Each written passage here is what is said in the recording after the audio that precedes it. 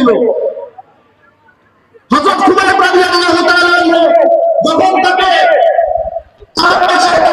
কাঠের মধ্যে, এই কাঠের মধ্যে যেভাবে আমরা কাঠ এক কাঠ আরেক কাঠের সাথে লাগাই, এই কাঠ আরেক কাঠের সাথে যেভাবে লাগাইছি, এভাবে তার কাটা মারছি, এমন ভাবে খুবাইব রাদিয়াল্লাহু তাআলা আনহুকে এইভাবে তার কাঠটাকে এইভাবে ধরেছিল, এক কাঠ আরেক কাঠের মধ্যে এইভাবে লাগাইছিল, এক তার কাটা এইভাবে লাগাইছে ডান হাতে, আরেক তার কাটা লাগাইছে বাম হাতে, এইভাবে লাগাইতে প্রত্যেকটা অঙ্গ প্রত্যঙ্গকে সে এইভাবে তার কাটা লাগাই কাঠের সাথে মিশিয়ে দিয়েছিল। কাফেররা তাদের ঈমান তবুও বলছিল, তাদের খুবাইব রাদিয়াল্লাহু তাআলা আনহুকে কাফেররা বলছিল, হে খুবাইব, তুমি কি এ থেকে বাঁচতে চাও?